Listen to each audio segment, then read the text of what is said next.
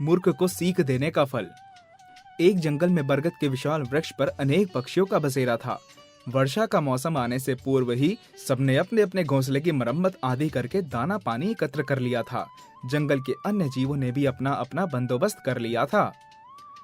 जब वर्षा का मौसम आ गया और तेज वर्षा होने लगी, तब सभी पक्षी अपने अपने घोंसले में बैठकर प्रकृति का नजारा देखने लगे। अनायास एक बंदर ना जाने कहां से भीगता हुआ आया और एक डाल पर पत्तों की ओट में छिपकर बैठ गया। वह ठंड से बुरी तरह कांप रहा था। वृक्ष के पक्षियों को उस पर दया आ गई, लेकिन उनके घोंसले में इतनी जगह कहाँ थी कि उसे पनाह दे सकते। अन्य पक्षियों को जहाँ दया आ रही थी, वहीं बया को बंदर पर क्रोध आ रहा था। आखिर जब उससे रहा नहीं गया तो वह बोली, बंदर भैया, हम पक्षियों को देखो, हमें भगवान ने हाथ नहीं दिए, तब भी हमने अपने अपने घोंसले बना रखे हैं। हम सर्दी, धूप या बरसात से अपने बच्चों की रक्षा करते हैं। तुम्हें तो भगवान ने हाथ और पैर दोनों दिए हैं। तुम धूप बरसात से बचने के लिए घर क्यों नहीं बना लेते? क्यों सारा दिन उधम करते रहते हो? बया की बात सुनकर बंदर क्रोधित हो गया। उसने समझा कि बया उसका मजाक उड़ा रही है। बस फिर क्या था, एक ही छलांग में बया के घोंसले वाली डाल पर पहुंच गया और क्रोधित से थर थर कांपते हुए बोला, बया की बच्ची, तू अपने आप को बहुत सयानी समझती है? बड़ा अभिमान है तुझे अपने घोंसले पर, तो ले। उसने झपट्टा मारकर बया का घोंसला तोड़कर जमीन पर फेंक दिया। घोंसले में बैठे बया के छोटे छोटे बच्चे चीख पुकार करने लगे। बया भी जोर जोर से रोने लगी। कहीं बंदर दूसरे पक्षियों के घोंसले भी ना तोड़ डाले, यही सोचकर सभी पक्षी अपने अपने घोंसले से निकल आए और हमला कर बंदर को वहां से भगा दिया। कथासार: सीख व शिक्षा उसी को देना ठीक है जो उन पर अमल कर सके। मूर्ख को शिक्षा देने का कोई लाभ नहीं, वह तो अपनी ही धुन में रहता है। बया ने बंदर को सीख देनी चाहिए तो उसने उसका गलत अर्थ लिया और बया का घोंसला उजाड़ दिया। अतः सामने वाले का स्वभाव देखकर ही कुछ कहना चाहिए। चोर का बलिदान। किसी नगर में एक सुरक्षित ब्राह्मण कुसंस्कारों के कारण चोरी करने लगा था। एक बार उस नगर में व्यापार करने के लिए 4 सेठ आए। चोर ब्राह्मण अपने शास्त्र ज्ञान के प्रभाव से उन सेठों का विश्वास प्राप्त कर उनके साथ ही रहने लगा। सेठों ने व्यापार से कमाए धन से मूल्यवान हीरे खरीदे और उन्हें अपनी अपनी जंघाओं में बनाए छेद में छिपाकर चल दिए। ब्राह्मण भी उनके धन को ऐंठने की इच्छा से उपयुक्त अवसर की तलाश में उन सेठों के साथ चल दिया। चलते चलते वे जब पल्लीपुर नामक एक आदिवासी बस्ती में से गुजरे तो वहाँ पेड़ों पर बैठे कौवे जोर जोर से चिल्लाने लगे, आदिवासियों आओ, जल्दी आओ, कई लाख गठरी में बांधे सेठ चले आ रहे हैं। कौवे की तेज आवाजें सुनकर आदिवासी दौड़ते हुए अपने कबीलों से बाहर निकल आए और तुरंत ही उन 5 राहगीरों को चारों तरफ से घेर लिया। आदिवासियों ने 5 की अच्छी तरह तलाशी ली, लेकिन उनके पास कुछ भी नहीं मिला। हमारे कौवे कभी झूठ नहीं बोलते, तुम्हारे पास धन जरूर है, उसे चुपचाप हमारे हवाले कर दो, वरना हम तुम्हारे जिस्म को चीर फाड़ कर धन तलाश लेंगे, आदिवासियों ने चेतावनी दी। आदिवासियों के वचन सुनकर चोर ब्राह्मण ने सोचा कि क्यों न इन चारों को धन रहित प्रमाणित करने के लिए मैं अपने प्राणों को समर्पित कर दूं। जब इन्हें मेरे शरीर को चीरने फाड़ने के बाद भी धन नहीं मिलेगा तो यह आदिवासी इन चारों सेठों को छोड़ देंगे। यह सोचकर ब्राह्मण ने उन आदिवासियों से कहा, पहले मुझे मारकर मेरे अंग प्रत्यंग को चीर फाड़ कर उसका भली भांति निरीक्षण कर लो। तुम लोगों को अगर मेरे शरीर में से धन प्राप्त ना हो तो मेरे इन साथियों को सकुशल जाने देना। ये हमारा वचन है कि अगर तुम्हारे शरीर में से कुछ नहीं मिला तो हम इन चारों की जान नहीं लेंगे। आदिवासियों के मुखिया ने ब्राह्मण को वचन दिया और ब्राह्मण का तत्काल वध कर दिया। उसके अंग प्रत्यंग को अच्छी तरह चीर फाड़ कर देखा, लेकिन उन्हें कुछ भी नहीं मिला। अंततः हताश आदिवासियों ने अपने वचनानुसार उन चारों सेठों को वहां से जाने की अनुमति दे दी। कथासार: ब्राह्मण चोरी करने की नियत से सेठों के पीछे लगा जरूर था, लेकिन अपने मूल संस्कारों को नहीं भूला था। यही कारण था कि जब 5 की जान पर बनाई तो उसने अपने प्राण देकर चारों सेठों की रक्षा की। ब्राह्मण चोर जरूर था, पर बुद्धि ने उसका साथ नहीं छोड़ा था। इसलिए कहा गया है, मूर्ख मित्र की अपेक्षा बुद्धिमान शत्रु कहीं अधिक हितकारी होता है। गलत सोच। एक बार सिंगा सरोवर के तट पर पानी पी रहा था तो पानी में उसे अपना प्रतिबिंब दिखाई दिया। वह अपने सींगों को देखकर सोचने लगा, मेरे सींग कितने सुंदर हैं, इतने सुंदर सींग तो अन्य किसी भी जानवर के नहीं हैं। फिर उसकी नजर अपने पैरों पर गई। अपने पतले और सूखे पैरों को देखकर वह बहुत दुखी हुआ। उसने सोचा, मेरे पैर कितने दुबले पतले और भद्दे हैं, काश ये भी मेरे सींगों की तरह ही सुंदर होते। तभी उसे शेर की दहाड़ने की आवाज सुनाई दी। बारहसिंगा शेर की दहाड़ सुनकर तेजी से भागा। उसने पीछे मुड़कर देखा, शेर उसके पीछे लग चुका था। वह और तेजी से भागने लगा। भागते भागते वह बीहड़ जंगल में निकल गया। वहां पहुंचकर उसे चैन मिला। वह सावधानी पूर्वक धीरे धीरे चलने लगा। अचानक उसका सींग एक पेड़ की टहनियों में फंस गया। बारहसिंगे ने बहुत कोशिश की, लेकिन सींग उन कटीली टहनियों से नहीं छूट पाया। उसने सोचा, अरे मैं तो अपने ही दुबले पतले और भद्दे पैरों को कोस रहा था, लेकिन उन्हीं पैरों ने मुझे शेर का शिकार बनने से बचाया था। लेकिन जिन सुंदर सींगों की मैंने प्रशंसा की थी, वही सींग लगता है मेरी मृत्यु का कारण बनने वाले हैं। तभी शेर भी दौड़ता हुआ वहां आ पहुंचा और उसे मार डाला। कथासार: सूरत पर नहीं जाना चाहिए। जरूरी नहीं जो बाहर से अच्छा हो वह भीतर से भी वैसा ही हो। बारहसिंगे को अपने सुंदर सींगों पर मान था, लेकिन वही उसकी मृत्यु का कारण बन गए। जबकि भद्दे दिखाई पड़ने वाले पैर तो उसकी प्राण रक्षा हेतु दौड़ ही रहे थे। कहने का तात्पर्य यह है कि सूरत नहीं, सीरत देखनी चाहिए। कुत्ता और गधा। एक धोबी के पास एक कुत्ता और एक गधा था। धोबी सुबह सुबह गधे पर कपड़े लादता और कुत्ते को साथ लेकर घाट पर पहुंच जाता। जब धोबी कपड़े धोकर घाट पर सुखाकर चला जाता, तब कुत्ता उनकी रखवाली करता। उधर गधा सारा दिन पेड़ की छाया में घास चरता रहता। संध्या होने पर धोबी वापस आ जाता और गधे पर कपड़े लादकर कुत्ते के साथ घर की राह लेता। एक रात धोबी के घर में चोर घुस आया। आहट पाकर भी कुत्ता मुंह फेर कर सो गया। गधा खूंटे से बंधा था और कुत्ता चारपाई के नीचे सो रहा था। गधे ने कुत्ते को मुंह फेर कर सोते देखा तो उसे बहुत गुस्सा आया। वह बोला, अरे ओ नमक हराम, देखता नहीं मालिक के घर में चोर घुस आया है, तू भौंकता क्यों नहीं? अरे काहे का मालिक, लेकिन तूने मुझे नमक हराम क्यों कहा? यदि वह मुझे खिलाता है तो मैं भी सारा दिन घाट पर उसके कपड़ों की रखवाली करता हूँ। रात में वे कुत्ते रखवाली करते हैं जो दिन भर सोते रहते हैं। यदि मालिक को मुझसे रात में रखवाली करवानी होती तो वह मुझे दिन में आराम करने का मौका तो देता। क्या इतनी सी बात भी उसे नहीं पता? कुछ भी हो, जब तूने चोर को देख ही लिया है तो तुझे भौंकना चाहिए। मैं भौंकूं या ना भौंकूं तुझे क्या मतलब? तू आराम से खड़ा रहे। तू तो कुत्तों के नाम पर कलंक है। अपने मालिक का घर लुटवाना चाहता है, लेकिन मैं ऐसा हरगिज नहीं होने दूंगा। फिर वह ढेंचू करने लगा। कुत्ता आराम से सो रहा था। अंदर धोबी भी मीठी नींद में था। जब असमय उसने गधे की आवाज सुनी तो उसकी नींद टूट गई। उसे बहुत क्रोध आया। वह उठा और बाहर आकर डंडे से गधे को ढूंढ डाला। गधा कुछ कहना चाह रहा था, लेकिन धोबी उसकी कहाँ सुनने वाला था। गधे की अच्छी तरह मरम्मत करके वह फिर सोने चला गया। बेचारा गधा कोने में बैठकर आंसू बहाता रहा। उसी समय कुत्ता उसके पास आया और बोला, अरे भाई साहब, अब भी कुछ अकल आई या नहीं? जिसका काम उसी को सजे और करे तो डंडा बजे। कथासार: प्रकृति की रचना ईश्वर ने कुछ इस प्रकार से की है कि हर प्राणी के कर्म कर्तव्य नियत है। इस नियम को भंग करने वाले को दंड भुगतना पड़ता है। कुत्ते को वफादारी निभानी थी, पर उसने ना निभाई। गधे ने यह काम करना चाहा तो उसे डंडे खाने पड़े, क्योंकि रात को घर की सुरक्षा का जिम्मा कुत्ते का ही होता है। भागे का खेल। चंद्रिका नगर के निवासी लालाराम नामक बनिए का लड़का 100 रुपए मूल्य की एक पुस्तक खरीद लाया। उस पुस्तक में एक स्थान पर लिखा था कि मनुष्य अपने भाग्य का लिखा तो बड़ी ही आसानी से पा लेता है, लेकिन जो भाग्य में नहीं लिखा होता उसे जी तोड़ परिश्रम करने के उपरांत भी पाने में असमर्थ रहता है। यह एक अटल सत्य है और इसमें परिवर्तन के लिए कोई भी उपाय नहीं है। बनिए ने इतनी महंगी पुस्तक खरीदने पर अपने पुत्र की काफी भर्त्सना की।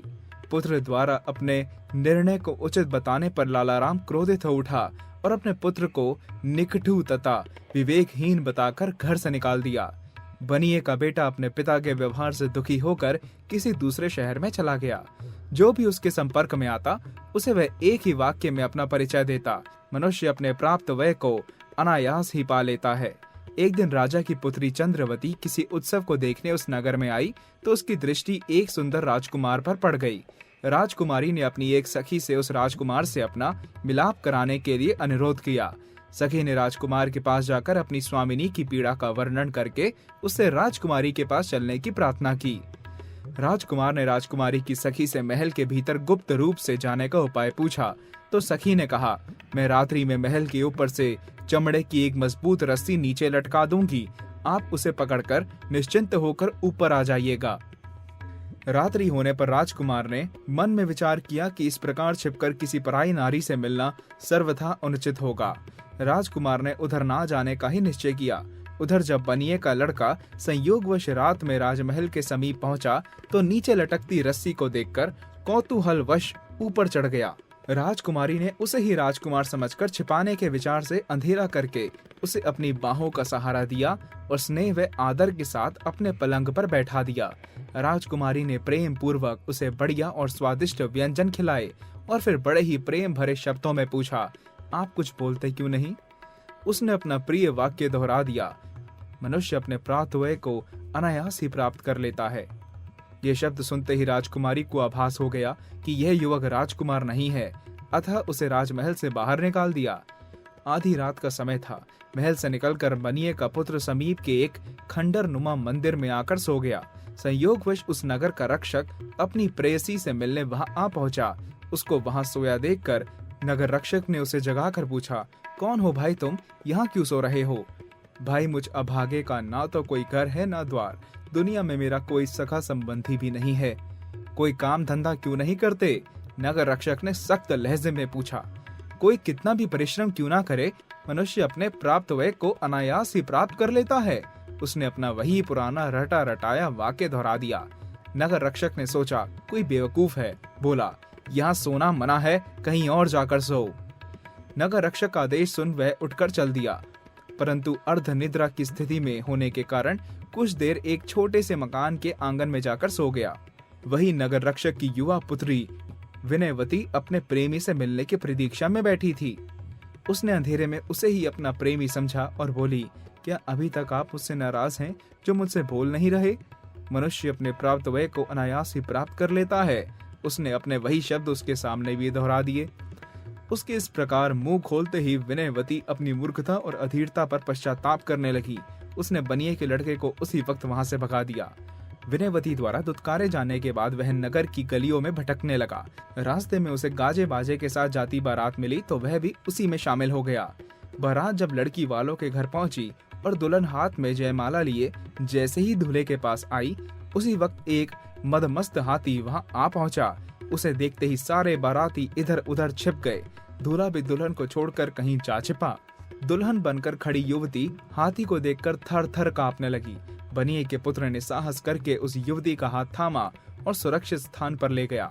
हाथी के चले जाने के बाद सारे बाराती और दूल्हा एक जगह इकट्ठे हुए, पर पक्ष ने दुल्हन के व्यवहार पर आपत्ति करते हुए कहा, तुम्हारी पुत्री पर पुरुष को स्पर्श कर चुकी है, आप लोग कैसी बातें कर रहे हैं? दुल्हन के पिता ने वर पक्ष वालों से हाथ जोड़ते हुए कहा। तभी दुल्हन बनी निरपराध युवती आगे बढ़ी और बोली, मुझे मौत के मुंह में धकेल कर केवल अपने प्राणों की चिंता करने वाला मेरा पति होने के योग्य ही नहीं है। बेटी, ये तू क्या कह रही है? युवती का पिता घबराकर बोला, मैं ठीक कह रही हूँ पिताजी। संकट में साथ निभाने वाले, अपने प्राणों को संकट में डालकर मेरी रक्षा करने वाले इस युवक से ही मैं विवाह करूंगी। इस वाद विवाद में सवेरा हो गया। संयोगवश राजकुमारी और नगर रक्षक की पुत्री विनयवती भी वहां आ पहुंची। लोगों से सूचना पाकर राज प्रमुख भी वहां पहुंचा। राज प्रमुख ने बनिए के पुत्र से पूछा, कौन हो तुम? मनुष्य अपने प्राप्त व्यय को अनायास ही प्राप्त कर लेता है। उसने अपने शब्द दोहरा दिए। वह सुनते ही राजकुमारी के मुंह से निकल पड़ा, विधाता भी उसे रोक नहीं सकता। उधर विनयवती भी अपने आप पर संयम खो बैठी और कहने लगी, मुझे ना अपने किए पर दुख है और ना ही आश्चर्य। राजा और नगर रक्षक को अपनी अपनी पुत्रियों के मुंह खोलने पर काफी हैरानी हुई। राजा ने इस सारे कांड की गुप्त रूप से जांच करवाई और सत्य का पता चलने पर दोनों कन्याओं का विवाह भी बनिए के पुत्र से कर दिया। सेठ ने भी अपनी पुत्री की इच्छा अनुसार उसका विवाह उसी के साथ कर दिया। इस प्रकार उसने अपने प्राप्त व्यय को अनायास ही प्राप्त कर लिया। कथासार, मनुष्य भाग्य से ज्यादा और समय से पहले कुछ भी प्राप्त नहीं कर सकता। इसलिए मनुष्य को अपना धन नष्ट हो जाने पर मायूस नहीं होना चाहिए, और यदि कुछ अनायास ही प्राप्त हो जाए तो उसमें आश्चर्य भी नहीं करना चाहिए। उसके पीछे भाग्य रचयिता का ही हाथ होता है। ना चाहते हुए भी बनिए के बेटे को इतना कुछ मिल गया जो वह चाहकर भी प्राप्त नहीं कर सकता था।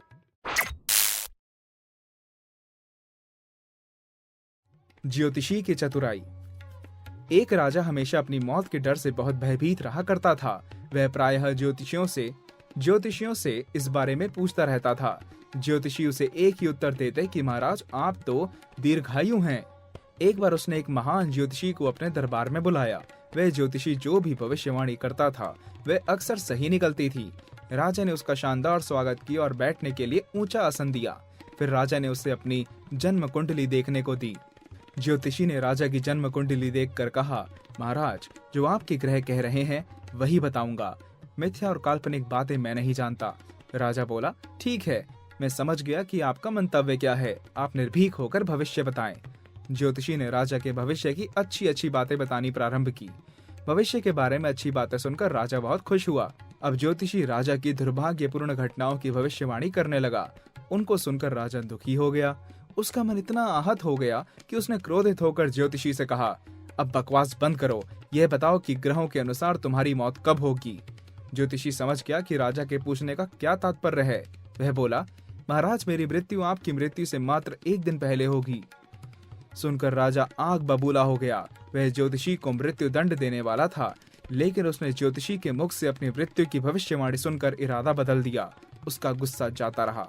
उसने ज्योतिषी के बुद्धिमत्ता पूर्ण उत्तर की प्रशंसा की और बेशकीमती उपहार देकर उसे विदा किया। कथासार, मृत्यु का भय सभी को होता है, लेकिन यह भी सत्य है कि जो इस नश्वर संसार में आया है वह एक दिन जाएगा भी। राजा भी इसी से भयभीत था। ज्योतिषी की बातें सुनकर तय था कि राजा उसे मृत्यु दंड देता, लेकिन अपने मृत्यु का जो समय उसने बताया उससे राजा समझ गया कि ज्योतिषी बेहद बुद्धिमान है। भलाई का बदला। एक बार की बात है कि एक मधुमक्खी किसी सरोवर के ऊपर से उड़ती हुई जा रही थी कि एकाएक ही उस सरोवर में गिर पड़ी। उसके पंख भीग चुके थे, अब वह उड़ने में असमर्थ थी। इस तरह उसकी मृत्यु अवश्य संभावी थी। सरोवर के पास ही पेड़ पर एक कबूतर बैठा था। उसने मधुमक्खी को डूबते देखा तो पेड़ से एक पत्ता तोड़ा और अपनी चोंच में दबाकर सरोवर में मधुमक्खी के पास गिरा दिया। धीरे धीरे मधुमक्खी उस पत्ते पर चढ़ गई। कुछ ही देर में उसके पंख सूख गए। उसने कबूतर को धन्यवाद दिया और उड़कर दूर चली गई। कुछ समय बीत जाने के बाद कबूतर पर भारी संकट आ पड़ा। वह पेड़ की एक शाखा पर आंखें मूंदकर सो रहा था। तभी एक बहेलिये ने तीर कमान से उस पर निशाना साधा। कबूतर को कुछ पता नहीं था, लेकिन मधुमक्खी ने बहेलिये को निशाना साधते हुए देख लिया था। वह तुरंत उड़कर बहेलिये के पास पहुंची और उसके हाथ पर डंक मार दिया। बहेलिया दर्द से बिलबिलाने लगा। उसकी बिलबिलाहट से कबूतर की नींद टूट गई और उसके प्राण बच गए। कथासार, उपकार के बदले उपकार मिले ऐसा यदा कदा ही होता है, अन्यथा उपकृत प्राणी सदैव उपकार करने वाले का आभारी रहता है और प्रयास करता है कि वह भी उसके किसी काम आ सके। कबूतर ने मधुमक्खी की प्राण रक्षा की थी तो समय पर उसने भी अपना फर्ज पूरा कर दिखाया।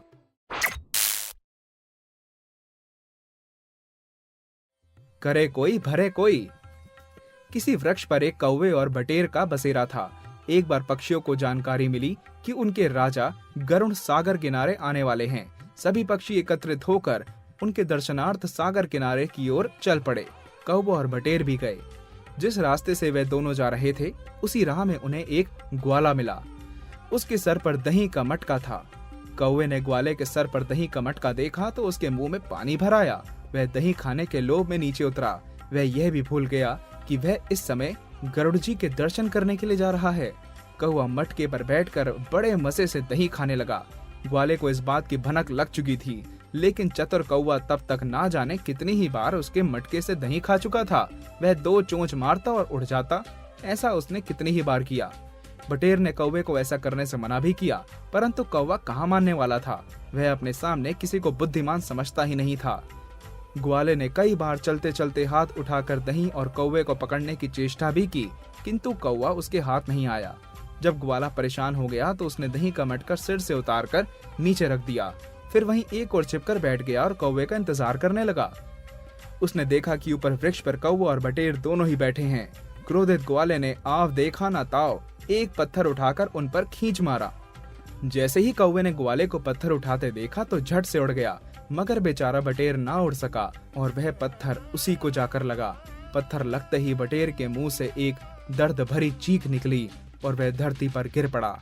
अपने जीवन की अंतिम सांस लेते हुए वह बोला, पापी कौवे, तूने मुझे व्यर्थ ही मरवा डाला। कथासार, नीच व दुष्ट का संग सदा हानिकारक होता है, अतः कुसंग से यथासंभव बचना चाहिए। कौवे की करतूत का फल उसके साथी बटेर को भुगतना पड़ा, जबकि उसे प्रारंभ में ही कौवे की कुचेष्टा को देखकर उससे किनारा कर लेना चाहिए था।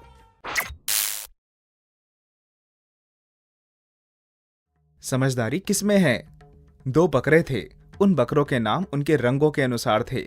एक था कालू और दूसरा था भूरा। दोनों एक दूसरे को फूटी आंख भी नहीं सुहाते थे। एक दिन वे नदी के पुल से गुजर रहे थे। इस छोर पर कालू था, उस छोर पर भूरा।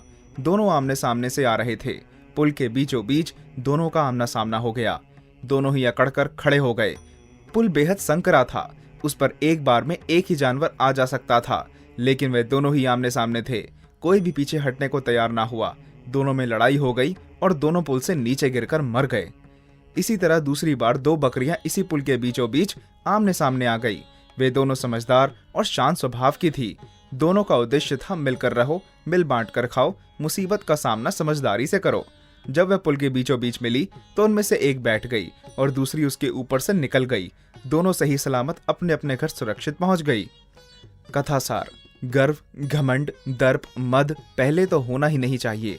यदि हो तो भी ऐसा नहीं कि प्राणों पर आ बने। घमंडी सदा घाटे में रहता है। बकरे यदि अपना अकड़ छोड़कर समझदारी से काम लेते तो पुल पार कर लेते, जैसा कि समझदार बकरियों ने किया। बकरों की झूठी अकड़ ही उनके प्राण ले बैठी। अतः कठिनाई के समय घमंड के बजाय युक्ति से काम लेना चाहिए। किसान की समझदारी। एक किसान के पास एक बकरी, एक घास का गट्ठर और एक शेर था। मार्ग में एक नदी बढ़ती थी, जिसे पार करने के लिए नदी तट पर एक छोटी नौका थी। लेकिन उस नौका से एक बार में दो ही चीजें नदी पार कर सकती थी। किसान सोचने लगा कि अब क्या करूं। यदि मैं पहले शेर को ले जाता हूं तो बकरी पीछे से घास खा जाएगी। यदि घास को ले जाता हूं तो पीछे से शेर बकरी को खा जाएगा। बकरी को ले जाना ही ठीक होगा। इससे दूसरे किनारे पर छोड़कर फिर शेर को ले जाऊंगा, लेकिन शेर को बकरी के पास छोड़ूंगा तो बकरी को शेर खा जाएगा। क्या करूं? आखिर में उसका दिमाग में युक्ति आ गई। किसान सबसे पहले बकरी को दूसरे किनारे पर छोड़ आया, फिर वापस आकर शेर को ले गया। शेर को वहां छोड़ा और बकरी को वापस ले आया। फिर बकरी को इस किनारे छोड़ा और घास का गट्ठर ले गया। घास शेर के पास छोड़कर वापस आया और फिर बकरी को ले गया। इस तरह उसने बिना किसी शक्ति के नदी पार कर ली और प्रसन्न होकर घर की ओर चल पड़ा। कथासार: समस्या कैसी भी विकट क्यों ना हो, शांति व धैर्य से विचार करने पर समाधान निकल ही जाता है। किसान की समस्या वास्तव में गंभीर थी, परंतु जब उसने युक्ति से काम लिया तो वह चुटकियों में समस्या हल हो गई।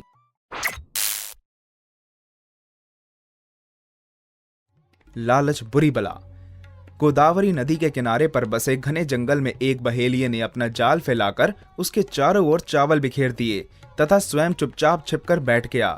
थोड़ी देर बाद आकाश में उड़ते कबूतरों के एक दल ने चावलों को देखा तो उनके मुंह में पानी भर आया। कबूतरों के मुखिया चित्रग्रीव ने उस सुनसान जंगल में इधर उधर बिखरे चावलों को देखकर यह अनुमान लगाया कि आसपास जरूर कोई शिकारी छिपकर बैठा है। उसने कबूतरों को निर्देश दिया कि चावलों के लालच में ना पड़े, यह जरूर किसी शिकारी की चाल है। फिर भी कबूतर अपने आप को रोक नहीं पा रहे थे। चित्रग्रीव ने उन्हें समझाते हुए कहा, इसी शिकारी की तरह एक बूढ़े शेर ने भी प्रलोभन देकर ना जाने कितने प्राणियों की जान ले ली थी। वह शेर इतना अधिक बूढ़ा हो गया था कि उसके लिए अपना भोजन तक जुटाना कठिन हो गया था। उसे कहीं से सोने का एक कंगन मिला और तुरंत उसे एक युक्ति सूझी। एक नदी के किनारे खड़ा होकर वह आते जाते राहगीरों को सुनाते हुए कहने लगता था, मैं अब बहुत बूढ़ा हो गया हूँ, मृत्यु के काफी निकट पहुंच चुका हूँ। जीवन भर इस पापी पेट के लिए मैंने बहुत से जीवों की हत्या की है। अब मुझ में विवेक और वैराग्य के भाव जाग उठे हैं। मेरे पास यह सोने का कंगन है, मैं इसे दान में देकर कुछ पुण्य कमाना चाहता हूँ। कोई महानुभाव मुझसे दान लेकर मुझे कृतार्थ करने की कृपा करे। तू एक हिंसक और भयंकर प्राणी है, समीप आने पर तू मुझे मार कर खा जाएगा, इसलिए तुझ पर विश्वास नहीं किया जा सकता। राहगीर कहते हुए और आगे बढ़ जाते। आखिरकार एक लालची व्यक्ति उसकी चिकनी चुपड़ी बातों में आ गया। मुझे कंगन पाने के लिए क्या करना होगा? उसने पूछा। कुछ नहीं, तुम केवल इस नदी में स्नान करके आओ और फिर हाथ में जल लेकर अपना नाम बोलकर संकल्प करो और यह कंगन ले लो। शेर मन ही मन खुश होता हुआ बोला। राहगीर बिना विचार के स्नान के लिए नदी में उतर गया। नदी में गहरा दलदल था जिसमें वह धंसता चला गया और काफी जोर लगाने पर भी बाहर न निकल सका। इस प्रकार शेर को उसका भोजन मिल गया और लोभ के कारण उस राहगीर को अपने प्राणों से हाथ धोना पड़ा। वह बूढ़ा और धूर्त शेर इस प्रकार लोभी व्यक्तियों को फंसाकर अपना जीवन यापन करता रहा। अंततः मित्र, बिना सोच विचार किए किसी कार्य को नहीं करना चाहिए। उन्हीं कबूतरों में से एक लालची कबूतर ने कहा, बड़े बूढ़ों का कहना संकट काल में ही महत्व रखता है। यदि हर कार्य में उनकी बातें मानने लगे तो जीना कठिन हो जाएगा और भोजन मिलना भी दुर्लभ हो जाएगा। मित्रों, अगर सभी बातों पर संदेह करने लगोगे तो भूखे मर जाओगे। अतः मेरी बात मानो, चावल खाकर अपनी भूख मिटाओ। अपने साथी की बात मानकर कबूतर चावल खाने के लालच में नीचे उतर आए और जाल में फंसकर अपने उस साथी को भला बुरा कहने लगे। चित्रग्रीव ने उन्हें समझाते हुए कहा, साथियों, अब आपस में लड़ना छोड़ो और इसे अपने भाग्य का खेल समझकर मुक्त होने के संबंध में सोच विचार करो। जब संकट आता है तो बुद्धि उल्टी हो जाती है, वह ना चाहते हुए भी भटक जाती है। कहा भी गया है कि विनाश काले विपरीत बुद्धि। इसलिए एक दूसरे पर दोषारोपण ना करते हुए एक साथ जोर लगाकर जाल के साथ उड़ने की चेष्टा करो। सभी कबूतरों ने चित्रग्रीव के कथन का पालन किया और जाल के साथ उड़ गए। कबूतरों को जाल के साथ उड़ते देखकर बहेलिया हक्का बक्का रह गया। बहेलिया कुछ देर उनके पीछे यह सोचकर भागा कि यह कबूतर संगठित होकर उड़े अवश्य जा रहे हैं, परंतु ये थककर जरूर गिर पड़ेंगे और तब मैं इन्हें अपने वश में कर लूंगा। लेकिन बहुत दूर तक पीछा करने के बाद भी जब कबूतर नहीं गिरे तो वह निराश होकर हाथ मलता हुआ अपने घर की ओर लौट चला। बहेलिये को लौट गया देखकर चित्रग्रीव ने अपने साथियों से कहा, साथियों, मेरा एक मित्र हिरण्यक नामक चूहा गंडकी नदी के किनारे चित्रवन में रहता है, वह इस जाल को काट देगा। हिरण्यक के निवास पर पहुंचकर चित्रग्रीव ने उसे पुकारा तो मूषक राज अपने मित्र की आवाज पहचान कर अपने बिल से बाहर निकल आया। जैसे ही हिरण्यक की निगाह जाल पर पड़ी तो फौरन स्थिति को समझ गया और अपने मित्र के बंधन काटने लगा। चित्रग्रीव ने उसे रोकते हुए कहा, पहले मेरे साथियों के बंधन काटो मित्र, उन्हें मुक्त करने के बाद ही मुझे इस जाल से मुक्ति दिलाना। मेरे दांत अब काफी कमजोर हो गए हैं मित्र, इसलिए मैं सबके बंधन नहीं काट पाऊंगा। हिरण्यक ने अपनी मजबूरी बताई। नहीं मित्र, जब तक तुम मुझ पर आश्रित मेरे साथी स्वतंत्र नहीं हो जाते तब तक मैं भी इस जाल से मुक्त नहीं होऊंगा। तुम धन्य हो मित्र, जब तक मेरे दांत हैं तब तक मैं इस जाल को काटता रहूंगा। हिरण्यक ने यह कहकर सबको कुछ ही देर में बंधन मुक्त कर दिया। चित्रग्रीव ने हिरण्यक के प्रति कृतज्ञता जताई और उससे विदा लेकर अपने निवास की ओर चल दिए। कथासार, लोभ लालच मनुष्य के प्रबलतम शत्रु हैं। इनके मोह में फंसकर प्राणी कुछ भी करने को तैयार हो जाता है, यहाँ तक कि अपने प्राणों को भी संकट में डाल देता है, जैसा लालची कबूतरों के साथ हुआ। अतः बड़े छोटे का ध्यान किए बिना अच्छे मित्रों की संख्या बढ़ाते जानी चाहिए तथा व्यर्थ का अहंकार नहीं पालना चाहिए। ना जाने कौन कब काम आ जाए। धनी हो या निर्धन, राजा हो या फकीर, नल से पानी पीने के लिए झुकना सभी को पड़ता है। घमंडी कौवे। आसमान पर काले घने बादल घिर आए थे। मैना जल्दी से उठकर अपने घोंसले में पहुंचना चाहती थी। अंधेरा भी हो चला था और उसका घोंसला अभी दूर था। मौसम खराब होता देख उसने नीम के एक पेड़ पर रुकने का फैसला किया। उसी पेड़ पर बहुत से कौवे भी थे। जैसे ही उन कौवों की नजर उस मैना पर पड़ी तो वे कांव कांव करते हुए मैना पर टूट पड़े और कहने लगे, हमारे पेड़ से भाग जाओ। मैना ने डरते हुए कहा, भाई, पेड़ तो सबका होता है और फिर मौसम भी खराब है, कभी भी बरसात हो सकती है, मुझ पर तरस खाओ और कुछ देर यहाँ रुकने दो। पर कौवों ने मैना की एक भी ना सुनी। अंततः मैना उनके डर से उस पेड़ से उड़कर दूसरे पेड़ पर बैठ गई। संयोग से उस पेड़ की एक टाली टूटी होने के कारण वहां कोटर बन गया था। मैना उसी कोटर में जाकर बैठ गई। कुछ ही देर में तेज बरसात होने लगी और ओले बरसने लगे। मैना तो दूसरे पेड़ के कोटर में बैठी होने के कारण ओलों से सुरक्षित थी, किंतु कौवों में भगदड़ मच गई। कई कौवे ओलों की मार से घायल हो गए, कुछ तो मर भी गए। जब मौसम कुछ साफ हुआ तो मैना बाहर निकली और उड़ चली अपने घोंसले की ओर। तभी उसकी नजर नीम के पेड़ के नीचे पड़ी। वहां कई कौवे ओलों की मार से घायल पड़े कराह रहे थे। उनकी नजर जब मैना पर पड़ी तो एक बोला, तुम प्रकृति के कहर से कैसे बच गई? मेरी मदद तो भगवान ने की, क्योंकि मैंने उन्हें सच्चे दिल से याद किया था और मुझ में तुम्हारी तरह घमंड भी नहीं है। मैना उड़ते उड़ते बोली। कथासार, संकट में पड़े किसी भी प्राणी की सहायता करनी चाहिए। उस समय छोटे बड़े का भेद करना ठीक नहीं। कौवे जिस पेड़ पर बैठे थे उस पर उन्होंने मैना को नहीं बैठने दिया। मजबूरी से उसे दूसरे पेड़ पर शरण लेनी पड़ी। लेकिन इसमें भी भलाई छिपी थी। ओले पड़ने पर पहले पेड़ पर बैठे और कौवे तो हताहत हो गए, लेकिन दूसरे पेड़ के कोटर में छिपी मैना सुरक्षित बच गई। शरारती मेमना। एक बकरी का छोटा सा मेमना बहुत ही शरारती था। उसकी माँ दिन भर उसके आगे पीछे भागती रहती और उसे शरारतें करने को मना करती, लेकिन वह अपनी माँ का कहना नहीं मानता था। एक सुबह मेमना अपनी माँ का दूध पीकर कुछ दूर की ही सोचने लगा। उसने सोचा कि आज जंगल की सैर की जाए, जबकि उसकी माँ उसे जंगल के भीतर जाने को मना करती थी। कुछ देर तो वहां अपनी माँ के अगल बगल ही खेलता रहा, फिर माँ से नजर बचाकर जंगल की तरफ भाग निकला। जब बकरी ने देखा कि उसका मेमना जंगल की तरफ जा रहा है, तो उसने पीछे से आवाज लगाई, जंगल मत जाओ, वहां खतरनाक जानवर होते हैं। माँ तुम चिंता मत करो, मैं जंगल के अंदर नहीं जाऊंगा और जल्दी ही लौट आऊंगा। मेमना लापरवाही से जवाब देता हुआ आगे बढ़ गया और दौड़ता हुआ जंगल में पहुंच गया। खूब उछला कूदा और फुदकता रहा। जब खेलते खेलते उसे माँ की याद आई, तो उसने सोचा कि अब वापस चलना चाहिए, लेकिन जंगल में अंदर तक आ जाने के कारण वह रास्ता भटक गया। वह काफी देर तक रास्ते की खोज में इधर उधर भटकता रहा, किंतु रास्ता ना मिला। वह रोते रोते सोचने लगा कि काश वह अपनी माँ का कहना मान लेता। तभी वहां एक भेड़िया आया और मेमने को देखकर बोला, वाह, आज तो बहुत ही मजेदार भोजन नसीब हुआ है। इसके बाद वह भेड़िया मेमने पर टूट पड़ा। इस प्रकार मेमने को बड़ों का कहना ना मानने की सजा मिल गई। कथासार। बड़े बुजुर्गों के कहे पर कान ना देना ठीक नहीं। उनकी कही बातों के पीछे जीवन भर के अनुभव का सार होता है। मेमना यदि अपनी माँ की बात मानकर जंगल के भीतर ना जाता, तो उसे भेड़िए का आहार ना बनना पड़ता।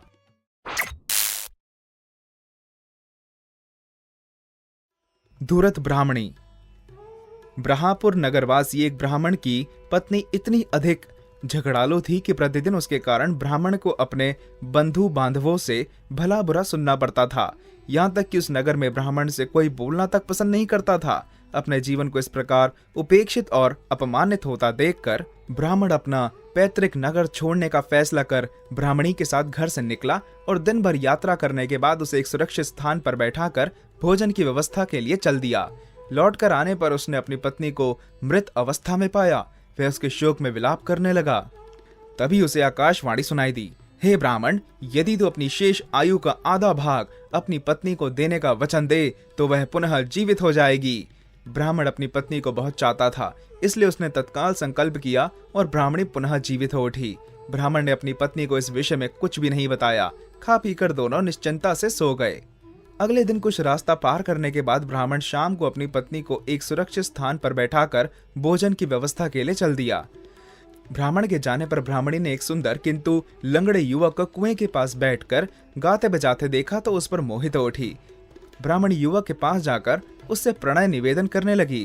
पहले तो वह युवक इनकार करता रहा, लेकिन ब्राह्मणी द्वारा लगातार की जाने वाली अनुन्य विनय और मान मनुहार से उसका दिल पिघल गया और उसने ब्राह्मणी की बात मान ली। उसने उस लंगड़े युवक को ही अपना पति बनाने का निश्चय कर लिया और उसे सौगंध देकर वहीं रोक लिया। ब्राह्मण के लौटने पर जब ब्राह्मणी पति के साथ खाना खाने बैठी, तो उसने पति से लंगड़े युवक को भी भोजन देने का अनुरोध किया।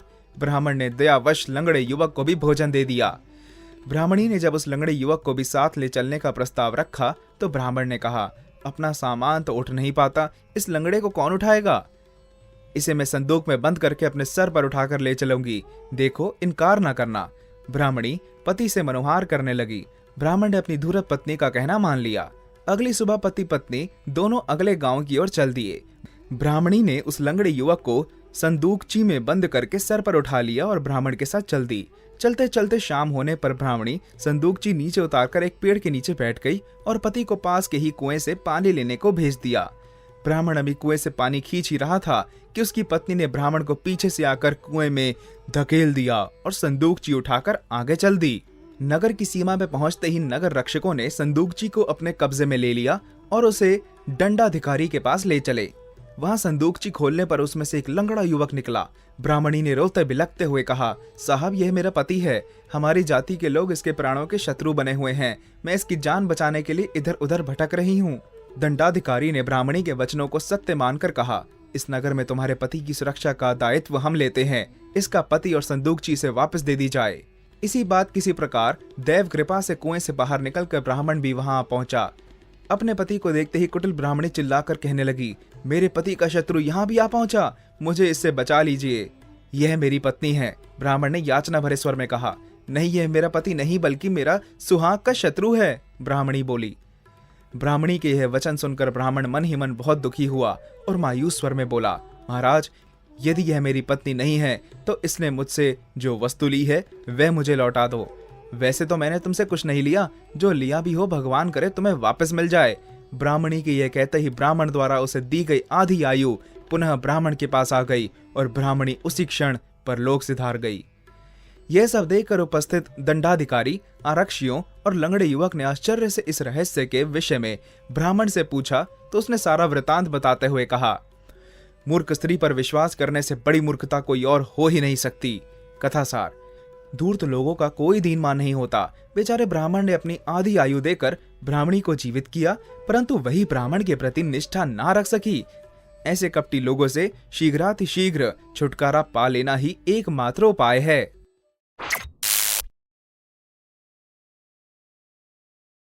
जंगल का पुत्र। राजगढ़ के राजा शक्ति सिंह की दो रानियां थी, प्रेमलता और सुमनलता। दोनों सगी बहनें थीं। कुछ समय बाद प्रेमलता ने एक पुत्र को जन्म दिया। प्रेमलता द्वारा पुत्र को जन्म देने के बाद सुमनलता मन ही मन उससे जल उठी। उसे लगा कि अब महाराज की नजरों में उसका महत्व समाप्त हो जाएगा। वह यह चाहती थी कि भविष्य में उसका होने वाला पुत्र ही राजा बने।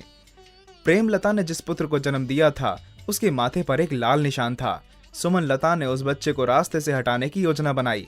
वह राज ज्योतिषी से मिली और उसे लालच देकर अपनी योजना बताई। वह ज्योतिषी योजना अनुसार राजा के पास गया और बोला, महाराज, आपका यह पुत्र आपके लिए भाग्यशाली नहीं, एक खतरा है जो बड़ा होकर हम सबके विनाश का कारण बनेगा। राजा ज्योतिषी की बातों में आ गया और उस बच्चे को जंगल में छोड़ आने का आदेश दिया। सैनिक उस बच्चे को जंगल में एक शेर की गुफा के बाहर छोड़ आए। कुछ देर बाद उस गुफा से शेर के दो छोटे छोटे बच्चे निकले और उस बच्चे के साथ खेलने लगे। इतने में वहां शेरनी भी आ गई। शेरनी ने जब अपने बच्चों को मानव बच्चे के साथ खेलते देखा तो स्वभाववश उसे भी उस मानव बालक पर दया आ गई। वह उस बच्चे को अपना दूध पिलाकर पालने लगी। अब वह बालक जंगल में शेरनी के साथ ही पल रहा था। एक दिन अन्य नगर का राजा सुमेर सिंह जंगल में शिकार खेलने आया। उसने उस शेरनी को देखा तो उस पर तीर चला दिया। शेरनी घायल होकर अपनी गुफा की तरफ भागी। सुमेर सिंह भी उस घायल शेरनी के पीछे भागा। वहां पहुंचकर देखा कि शेरनी मरी पड़ी है और पास ही दो शेर के बच्चे तथा एक मानव बालक रो रहे हैं। तब उसे अपनी गलती पर पश्चाताप हुआ। वह शेर के बच्चों तथा मानव बच्चे को अपने साथ ही महल में ले आया। मानव बच्चे को उसने अपना पुत्र स्वीकार कर उसका नाम नवल किशोर रखा। समय के साथ साथ शेर के बच्चे तथा राजकुमार नवल किशोर बड़े हो गए। सुमेर सिंह ने शेर के बच्चों को जंगल भिजवा दिया। अब वे हट्टे कट्टे शेर बन चुके थे। नवल किशोर भी बीच बीच में जंगल जाता रहता और अपने शेर भाइयों से मिलता रहता। एक दिन नवल किशोर जंगल में आया हुआ था। उसी समय उसका जन्मदाता पिता शक्ति सिंह भी जंगल में शिकार खेलने आया। अचानक ही शेरों ने शक्ति सिंह पर हमला कर दिया। तभी नवल किशोर की नजर उन पर पड़ गई और उसने दोनों शेरों को रोक दिया। शेरों ने नवल किशोर की बात मान ली और शक्ति सिंह को छोड़ दिया। शक्ति सिंह ने जब नवल किशोर को देखा तो चौंक पड़ा। उसके माथे पर वैसा ही लाल निशान था जैसा उसके पुत्र के माथे पर था। राजा ने उस नव युवक से पूछा, तुम कौन हो और तुम्हारे माता पिता कहाँ हैं? मैं जंगल का पुत्र हूँ। मेरी माता शेरनी की मृत्यु हो चुकी है। पिता को नहीं जानता, लेकिन पालनहार पिता राजा सुमेर सिंह है, नवल किशोर ने कहा। राजा शक्ति सिंह समझ गया कि वह उसी का पुत्र है। उसके कानों में राज ज्योतिषी के वही शब्द गूंज रहे थे कि यह बालक अशुभ है और उसके विनाश का कारण बनेगा, जबकि आज उसी बालक ने उसकी जान बचाई। राजा शक्ति सिंह महल में पहुंचा और राज ज्योतिषी को बुलाकर उससे सख्ती से सच्चाई के बारे में पूछा। तब उसने बताया कि छोटी रानी सुमनलता के कहने पर उसने यह सब किया था। राजा ने राज ज्योतिषी और छोटी रानी को कारागार में डाल दिया। राजा को भी उसके किए की सजा मिल गई थी। उसके बाद उसे दूसरी कोई संतान नहीं हुई। राजा शक्ति सिंह पड़ोसी राजा सुमेर सिंह के दरबार में आया और उनको सारी व्यथा सुनाते हुए उनसे अपना पुत्र मांगा। सुमेर सिंह को भी कोई संतान नहीं थी, इसलिए नवल किशोर ही उसका इकलौता वारिस था। वह भी वहां उपस्थित था। दोनों राजाओं ने संधि कर ली और तय हुआ कि भविष्य में दोनों राज्य एक हो जाएंगे और नवल किशोर ही उसका राजा होगा। कथासार, किसी की कही बातों पर अमल करने से पहले उसके परिणामों के विषय में सोच लेना चाहिए। मात्र किसी के बहकावे में आकर कोई ऐसा कदम नहीं उठाना चाहिए जिससे बाद में पछताना पड़े। बैल की समझदारी। एक बैल था। जब वह बूढ़ा हो गया तो उसका मालिक उसे जंगल में छोड़ आया। बैल बूढ़ा जरूर था, लेकिन था बहुत समझदार। जंगल में वह सबसे पहले अपने रहने खाने का बंदोबस्त देखने लगा। जल्दी ही उसे एक खाली गुफा मिल गई। गुफा के पास ही एक तालाब था और वहां काफी सारी घास तथा जंगली पौधे भी थे। बैल को वह स्थान अपने लिए सुरक्षित लगा। रहने के साथ साथ वहां भोजन पाने की भी पूरी व्यवस्था थी। बैल आराम से वहां अपनी जिंदगी बिताने लगा। सारा दिन खाते पीते और सुस्ताते रहने के कारण बैल अच्छा खासा तंदुरुस्त हो गया था। एक दिन वह गुफा के बाहर बैठा था कि उसे एक शेर अपनी तरफ आता दिखाई दिया। बैल घबराया नहीं, उसने बुद्धि से काम लिया। जैसे ही शेर कुछ नजदीक आया तो वह जोर से बोला, अरे भगवान, तैयार रहो, आज हमारे बच्चों के लिए बहुत ही अच्छा भोजन मिला है। एक शेर इसी तरफ आ रहा है, शोर मत मचाना, चुप रहना, नहीं तो वह भाग जाएगा। जैसे ही वह मेरे पास आएगा मैं उसे अपने सींगों से मार डालूंगा। बैल की बात सुनकर शेर डर गया और वहां से भाग खड़ा हुआ। शेर ने समझा कि वह उससे भी खतरनाक जानवर है। शेर को इस तरह बदहवास भागते देखकर सियार से रहा ना गया और उसने शेर को रोककर इस तरह भागने का कारण पूछा। शेर ने सियार को आप बीती सुना दी। सुनकर सियार हंस पड़ा। शेर ने अचरज से पूछा, क्या बात है, हंस क्यों रहे हो? महाराज, आपकी मूर्खता पर हंस रहा हूँ। क्या मतलब? महाराज, जिससे आप डर रहे हैं वह कोई खतरनाक जानवर नहीं बल्कि बैल है, आपका शिकार। आप चलिए मेरे साथ, मैं बताता हूँ कौन है, सियार ने कहा। किंतु शेर के दिल में तो डर बैठ गया था। वह सियार की बात मानने को तैयार ही नहीं हुआ। तब सियार ने शेर को समझाते हुए कहा, महाराज, आप डरे नहीं, आप अपनी पूंछ मेरी पूंछ से बांध ले, मैं आगे रहूंगा। यदि वह जानवर कोई नुकसान पहुंचाएगा तो पहले मैं झेलूंगा। अपने बचाव की शर्त पर सियार के साथ शेर चलने को तैयार हो गया। शेर ने अपनी पूंछ सियार की पूंछ से बांध दी और सियार के पीछे पीछे चलने लगा। जब बैल ने सियार और शेर को एक साथ आते देखा तो समझ गया कि धूर्त सियार ने शेर को सब कुछ बता दिया है। लेकिन बैल फिर भी नहीं घबराया और जोर से बोला, ओ सियार, मैंने तो तुझे 2 शेर लाने को कहा था और तू एक ही लेकर आया है। इससे तो बच्चों का पेट भी नहीं भरेगा। बैल की यह बात सुनते ही शेर तेजी से उल्टे पांव दौड़ पड़ा। सियार की पूंछ बधी होने के कारण वह भी शेर के पीछे घिसटता रहा। इस तरह बैल ने समझदारी से अपनी जान बचा ली। कथासार, यूं तो अपने से बलशाली से बैर लेना कोई समझदारी की बात नहीं, परंतु जब जान आ बने तो बुद्धि चातुराई से काम लेना चाहिए। जैसे बैल ने अपनी चतुराई से पहले शेर को, वे बाद में शेर सियार दोनों को वहां से भगाकर अपने प्राणों की रक्षा की। ना माया मिली ना राम। सुंदन वन में एक शेर रहता था। एक दिन भूख के मारे उसका बुरा हाल था। उस दिन उसे आसपास कोई शिकार नहीं मिला था। अभी वह थक कर बैठा ही था कि कुछ दूरी पर एक पेड़ के नीचे एक खरगोश का शावक दिखाई दिया। वह पेड़ की छाया में उछल कूद कर रहा था। शेर उसे पकड़ने के लिए धीरे धीरे आगे बढ़ा। खरगोश शावक ने शेर को अपनी ओर आते देखा तो वह जान बचाने के लिए दौड़ा, लेकिन शेर ने 2 ही छलांगों में उसे धर दबोचा। फिर जैसे ही शेर ने उसकी गर्दन चबानी चाही कि उसे एक हिरन दिखाई पड़ा। उसने छोटे से खरगोश को छोड़ दिया और हिरन की ओर लपका। खरगोश का बच्चा उसके पंजों से छूटते ही भाग गया। उधर हिरन ने शेर को अपनी ओर लपकते देखा तो लंबी लंबी छलांगे भरता हुआ भाग खड़ा हुआ। शेर हिरन को नहीं पकड़ पाया। इधर खरगोश भी हाथ से निकल गया और उधर हिरन भी नहीं मिला। खरगोश के बच्चे को छोड़कर शेर पछताने लगा। उसने सोचा कि किसी ने सच ही कहा है, जो आधी को छोड़कर पूरी को प्राप्त करने के लिए दौड़ते हैं उन्हें आधी से भी हाथ धोना पड़ता है। कथासार, ज्यादा लोभ करना ठीक नहीं, जो मिल जाए उसी को काफी समझना चाहिए। भूखे शेर को पेट भरने के लिए खरगोश मिल गया था, लेकिन हिरन को देखते ही उसने उसे छोड़ दिया क्योंकि वह छोटा था। जब हिरन को पकड़ने दौड़ा तो वह हाथ ना आया और खरगोश भी रफ्फू चक्कर हो गया। शेर को मन मारकर भूखा ही रहना पड़ा। गले की हड्डी। एक भेड़िया था, वह बड़ा ही धूर्त था। एक दिन जंगल में घूमते घूमते उसे एक मोटा ताजा मरा हुआ बैल पड़ा दिखा। जंगली जीवों ने जगह जगह से उसे नोच रखा था। बैल का मांस देखकर भेड़िए के मुंह में पानी भर आया। वह उसके पास गया और जल्दी जल्दी मांस खाने लगा। उसने सोचा कहीं ऐसा ना हो कि कोई परिचित आ जाए और उसे भी हिस्सा देना पड़े। इसी हड़बड़ी में उसके गले में एक हड्डी फंस गई। भेड़िए ने हड्डी बाहर निकालने का प्रयास तो बहुत किया मगर सफल ना हो सका। बाहर निकालने के प्रयास में हड्डी उसके गले में और अंदर चली गई। फलतः सांस लेना भी उसको दूभर हो गया।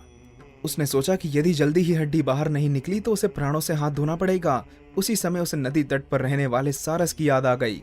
भेड़िया भागा भागा उसके पास पहुंचा और विनय करने लगा, सारस भाई, मेरे गले में एक हड्डी फंस गई है। तुम्हारी चोंच बहुत लंबी है और हड्डी तक पहुंच भी जाएगी। गले में फंसी हड्डी निकाल दो, मैं तुम्हें अच्छा सा उपहार दूंगा। सारस ने कुछ देर सोचा, फिर उसे उस पर दया आ गई। वह बोला, अच्छा, मैं तुम्हारे गले की हड्डी निकाल देता हूँ। भेड़िए ने अपना बड़ा सा मुंह खोला और सारस ने अपनी चोंच से भेड़िए के गले में फंसी हड्डी को निकाल दिया। हड्डी निकालते ही भेड़िए ने चैन की सांस ली। लाओ, अब मेरा उपहार दो, सारस बोला। उपहार? कैसा उपहार? भेड़िया बोला। उपहार को तो अब भूल जाओ, भगवान का शुक्रिया अदा करो कि मैंने तुम्हारी गर्दन नहीं चबाई। इससे बड़ा उपहार और क्या होगा तुम्हारे लिए, जो जान बच गई। इससे पहले कि सारस कुछ और बोल पाता, उससे पहले ही भेड़िया वहां से रफ्फू चक्कर हो गया। उसकी नीयत अभी भी बैल का मांस खाने की थी। कथासार: किसी के स्वभाव को बदल पाना सरल नहीं होता। भेड़िया स्वभाव से ही मक्कार था। सारस ने उसके गले की हड्डी निकालकर उसकी प्राण रक्षा की, लेकिन आभार व्यक्त करने के बजाय वह उसी को धमकाने लगा। अतः कृतघ्न व धूर्तों का संग कदापि नहीं करना चाहिए। लोभी ब्राह्मण। पाटलिपुत्र नगर में 4 ब्राह्मण मित्र रहते थे। वे निर्धन थे। एक दिन नगर में महात्मा भैरवानंद का आगमन हुआ। भैरवानंद की ख्याति सुन चारों ब्राह्मण मित्र उनके पास पहुंचकर बोले, आप त्रिकालदर्शी सिद्ध महात्मा हैं। आपकी कृपा दृष्टि हम जैसे अभागों का भाग्य बदल सकती है। महात्मा भैरवानंद ने उन चारों ब्राह्मण मित्रों पर तरस खाकर उन्हें 4 बत्तियां देते हुए कहा, तुम चारों एक एक बत्ती आपस में बांट लो और हिमालय की ओर उत्तर दिशा में बढ़ते चले जाओ। जिसके हाथ से बत्ती जहां गिरेगी, वहां खुदाई करने पर उसे उसके भाग्य का धन अवश्य प्राप्त होगा। ब्राह्मणों ने महात्मा भैरवानंद को आदर पूर्वक प्रणाम किया और हिमालय पर्वत की ओर चल दिए। लंबी यात्रा के पश्चात हिमालय पर पहुंचने के बाद वे उत्तर दिशा की ओर बढ़ने लगे। थोड़ी दूर चलने के बाद एक ब्राह्मण के हाथ से बत्ती गिर पड़ी। वहां खुदाई करने पर तांबे की खान मिली। तांबे की खान प्राप्त करने वाले ब्राह्मण ने अपनी बाकी साथियों से कहा, मेरे भाग्य में जो था मैंने पा लिया, तुम आगे जा सकते हो। कहकर वह जितना तांबा ले जा सकता था ले गया। तीनों अभी कुछ ही आगे बढ़े थे कि एक और ब्राह्मण के हाथ से बत्ती छूटकर नीचे गिर गई। वहां खुदाई करने पर उसे चांदी की खान मिली। ब्राह्मण ने अपने दोनों साथियों से कहा, मित्रों, अब आगे ना जाकर हमें अपनी सामर्थ्य अनुसार चांदी लेकर वापस लौट चलना चाहिए। इस पर बाकी दोनों ब्राह्मणों ने कहा, पीछे तांबे की खान मिली थी और अब चांदी की खान मिली, आगे हमें जरूर सोने की खान मिलेगी। हम तो आगे बढ़ेंगे, तुम जाना चाहते हो तो जा सकते हो। उनके यह वचन सुनकर दूसरा ब्राह्मण अपनी सामर्थ्य अनुसार चांदी लेकर वापस लौट गया। उधर आगे बढ़ते दोनों ब्राह्मणों में से एक ब्राह्मण के हाथ से फिर बत्ती गिर गई। उस जगह की खुदाई करने पर सोने की खान मिली। उसने अपने साथी से कहा, मित्र, अब हम दोनों को अपनी अपनी सामर्थ्य अनुसार सोना लेकर वापस चल देना चाहिए। नहीं, पहले तांबे की खान मिली थी, फिर चांदी की और अब सोने की खान मिली है। अब आगे अवश्य ही रत्नों की खान मिलेगी। अगर तुम जाना चाहते हो तो सोना लेकर चले जाओ, अंतिम ब्राह्मण ने कहा। कुछ दूर जाने के बाद अकेला बचा ब्राह्मण रास्ता भटक गया। भटकते भटकते वह एक ऐसे मैदान में जा पहुंचा जहां खून से लथपथ और सर पर घूमते चक्र को धारण किए एक व्यक्ति खड़ा था। आश्चर्यचकित ब्राह्मण ने अभी कुछ कहने के लिए मुंह खोला ही था कि सामने खड़े व्यक्ति के सर पर घूमता चक्र उससे अलग होकर ब्राह्मण के सर पर आकर घूमने लगा। यह देखकर अचंभित ब्राह्मण ने उस व्यक्ति से पूछा, ये सब क्या है? तुम्हारे सर से हटकर यह मेरे सर पर कैसे आ गया? यह अत्यधिक लालच का फल है। लोभ के कारण ही मैं इस स्थिति में पहुंचा था और तुम्हारे आने से मुझे इससे मुक्ति प्राप्त हुई है। मेरा उद्धार कब होगा? ब्राह्मण ने उसी स्वर में पूछा। जब कोई दूसरा व्यक्ति तुमसे भी अधिक लोभ करेगा तभी तुम्हें इससे मुक्ति मिलेगी, उस व्यक्ति ने कहा और वहां से चला गया। कथासार: संतोष परम धन है। जो मिले, जितना मिले उतने में ही संतोष करना सबसे बड़ा धन है। अधिक प्राप्ति के लोभ में हाथ में आई वस्तु या धन भी जाता रहता है। सोन चिड़िया। घने जंगल में एक पेड़ पर सोन चिड़िया रहती थी। जब वह गाना गाती थी तो उसकी चोंच से मोती झड़ते थे। एक दिन एक चिड़ीमार ने यह देख लिया। वह बड़ा प्रसन्न हुआ। उसने मन ही मन में सोचा, वाह, आज तो मेरी किस्मत ही खुल गई। यदि मैं इस चिड़िया को पकड़ लूं तो मुझे नित्य ही मोती प्राप्त होंगे। इस तरह मैं जल्दी ही धनवान बन जाऊंगा। यह सोचकर चिड़ीमार ने जमीन पर जाल फैलाया और धान के कुछ दाने बिखेर दिए। सोन चिड़िया दाने चुगने के लोभ में पेड़ से नीचे उतर आई और जाल में फंस गई। उस दिन से चिड़ीमार को मोती प्राप्त होने लगे और कुछ ही दिनों में वह धनी संपन्न हो गया। इस तरह धन तो उसके पास बहुत एकत्र हो गया था, लेकिन वह सदैव चिंतित रहता था क्योंकि लोग उसे अब भी चिड़ीमार कहते थे। कोई भी उसे सम्मान नहीं देता था। वह सोचने लगा कि ऐसा क्या किया जाए कि लोग उसे सम्मान देने लगे। उसने एक उपाय सोचा। उसने चिड़िया के लिए सोने का एक सुंदर पिंजरा बनवाया और पिंजरे सहित चिड़िया राजा को उपहार स्वरूप दे दी। उपहार देते समय वह राजा से बोला, महाराज, यह चिड़िया आपके महल में मीठे मीठे गीत गाएगी और नित्य आपको मोती भी देगी। ऐसा विचित्र उपहार पाकर राजा बहुत खुश हुआ और उसने चिड़ीमार को दरबार में ऊंचा पद दे दिया। कुछ ही समय में राजा के पास भी मोतियों का ढेर लग गया। फिर राजा ने पिंजरे सहित वह चिड़िया अपनी रानी को दे दी। एक दिन रानी ने पिंजरे का दरवाजा खोला तो चिड़िया फुर्र से उड़ गई। रानी ने सोने का पिंजरा शाही सुनार को देते हुए कहा, इस सोने के पिंजरे से मेरे लिए सुंदर सुंदर गहने बनवा दो। स्वतंत्र होने पर सोन चिड़िया बोली, रानी माँ तुम धन्य हो जो मुझे स्वतंत्र कर दिया, तुम दयालु हो, पिंजरे में रहना मुझे अच्छा नहीं लगता था। ऐसा कहकर वह जंगल में उड़ गई और रानी के गुण गाने लगी। कथासार। पराधीनता भला किसे भाती है? पक्षियों के लिए तो यूं भी उन्मुक्त विचरना बहुत जरूरी है, क्योंकि यह उनकी प्रकृति है। रानी को सोन चिड़िया जब सोने के पिंजरे में बंद दिखी तो उसने उसे मुक्त कर दिया और पिंजरे के आभूषण बनवा लिए। आभूषणों के प्रति आकर्षण स्त्री सुलभ सहज प्रवृत्ति है और हर कोई अपनी प्रकृति के अनुरूप ही आचरण करता है, जैसा राजा व चिड़ीमार ने किया था। यक्ष का वरदान। मिथिला नगर में मनसुख नामक जुलाहा रहता था। एक दिन काम करते समय उसका करघा टूट गया। करघा बनाने के लिए लकड़ी की आवश्यकता थी, अतः वह कुल्हाड़ी लेकर वन में पहुंचा और एक सूखे शीशम के पेड़ को काटने लगा। उसी वृक्ष पर एक यक्ष रहता था। अपने निवास को कटते देख उसने जुलाहे से कहा, इसे मत काटो, यह मेरा निवास स्थान है। श्रीमान, मैं एक गरीब और असहाय जुलाहा हूँ। धागा बुनते समय मेरा करघा टूट गया है। काफी भटकने और ढूंढने के बाद मुझे यही सूखा वृक्ष मिला है, इसलिए आप मुझे इसे काटने की अनुमति दें, वरना मेरे परिवार को भूखा मरना पड़ेगा। मनसुख जुलाहा ने दीन भाव से कहा। जुलाहे की विनम्रता देख यक्ष द्रवित होते हुए बोला, मैं तुम्हारी विनम्रता और व्यवहार कुशलता से प्रसन्न हुआ हूँ। तुम इस पेड़ को छोड़ दो और बदले में कोई वर मांग लो। मैं अपनी पत्नी से पूछकर उसकी और अपनी इच्छा अनुसार ही वर मांगूंगा, इसलिए मुझे कुछ पल के लिए घर जाने की अनुमति प्रदान करें। जुलाहे ने यक्ष से कहा, ठीक है, अपनी पत्नी से सलाह करके आ जाओ। यक्ष ने कहा। जुलाहा खुशी खुशी घर की ओर चल दिया। रास्ते में उसका परिचित मित्र नाई मिल गया। जुलाहे ने सारी बातें उसे बता दी। नाई ने सब कुछ सुनने के बाद जुलाहे से कहा, तुम उस यक्ष से राजपाट मांग लो।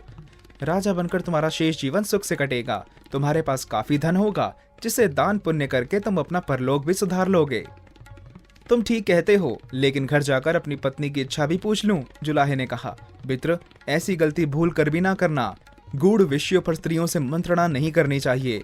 नाई ने जुलाहे को अपने मत से अवगत कराते हुए कहा, क्षमा करना मित्र, लेकिन मैं अपनी पत्नी से पूछे बिना कोई काम नहीं करता, इसलिए मैं उसकी इच्छा अवश्य पूछूंगा। कहकर जुलाहा अपने घर की ओर चल दिया। घर जाकर उसने सारी घटना अपनी पत्नी को सुनाई, यहाँ तक कि नाई के वचन भी उसे सुना दिए। इस पर जुलाहे की पत्नी ने कहा, किसी राज्य को पाकर उस पर शासन करना काफी कष्टकारी होता है। जिस राज्य को पाने के लिए भाई भाई का दुश्मन हो जाता है, बेटा बाप का वध करने को तैयार हो जाता है, ऐसे राज्य को पाने से क्या लाभ? प्रिय, तुम ठीक कहती हो, पर यह तो बताओ कि मैं यक्ष से क्या वर मांगू? तुम यक्ष से 2 अतिरिक्त हाथ तथा 1 अतिरिक्त सर मांग लो। इससे तुम दुगने वस्त्र बुन सकोगे तथा तुम्हारी आय भी दुगनी हो जाएगी और हम थोड़े ही दिनों में समृद्ध हो जाएंगे। अपनी स्त्री के कहने अनुसार जुलाहे ने यक्ष के पास पहुंचकर उससे कहा, महाराज, मुझे ऐसा वरदान दीजिए जिससे मेरे 4 हाथ और 2 सिर हो जाएं।